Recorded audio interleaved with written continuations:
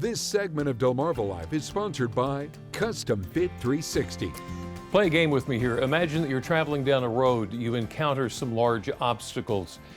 Do you turn around and head back, or do you find a way to get through them, over them, or around them? I think it's pretty obvious that we're not just talking about physical obstructions. We all have barriers that we've got to overcome just to get to where we're going. And again, maybe not a visible destination, but achieving our goals is a journey, and we have to work to break through those barriers. Nobody on this planet knows that better than this man right here. Eric Schreiber's the owner of CustomFit360. We're so glad to have you back. Thanks for coming back. Love being here. So how's the new year treating you? It's great. Yeah? Yeah. All things good? All things forward? are phenomenal. Yeah? Yep. One foot in front of the other. So let me ask this question. Yep.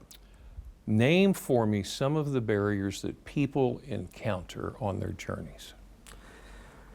There's a lot of them. In terms of health and wellness, I think that there's some of the most common ones are fear, being overwhelmed and not knowing what to do. Right. There's the classic not having time. And those are the primary ones that we see, you know, when people are not either achieving their goals, or they haven't started, or they're not sure what to do and how to start. Okay, so if I notice a barrier, what can I do? Well, I think you have to reflect first on what the barrier is. Like if it's time, take a second and figure out a schedule. You know, I also think that setting expectations too high in it of itself can be a barrier. Especially, you know, we're in the new year, New Year's resolutions.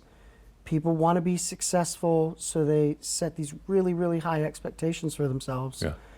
And it's difficult to sustain. So you backslide. Yeah, you backslide, discouragement happens, you're not reaching your goals, you're not able to sustain, and then old habits creep back in. Okay, so if we're living out the new year, what kind of advice would you offer to someone about the rhythm of a fitness journey? The first thing I would say is to start slow. Okay. Start slow. Research shows that just 10 minutes a day of moderate exercise, walking, can have health benefits. And it's culmination, right? If you walk 10 minutes every day for 365 days a year, it's 3,600 minutes that you've done activity. Okay, all right. Versus trying to do 7 hours a week, being overwhelmed, you're stiff, tight, sore, and then you just stop. So setting realistic expectations, starting slow, and gradually getting there. Another big thing that I think is important is to find, you know, this might sound cliche, but find a tribe. Find a community of people who have the same goals, who may be in the same situation you are. Okay.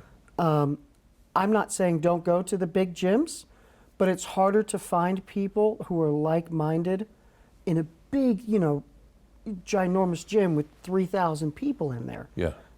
If you find a smaller community or program that you can meet like-minded people and do the same things with them all the time, it makes it more fun and it's more sustainable. And CustomFit360 is that kind of community? Yes, there's lots of them in the area, smaller communities like us. I'm biased. It's just a little, right? I think for we're the good best. reason. Yeah, but that's the top three things that I would say is start slow, set realistic expectations, and find a community of people who can help support you. And CustomFit360 is a perfect kind of community to We're there for you. become part of. 100%. Eric Schreiber, you're the best. Thanks. Thanks for coming and talking to us. Wonderful having you. Yes, sir.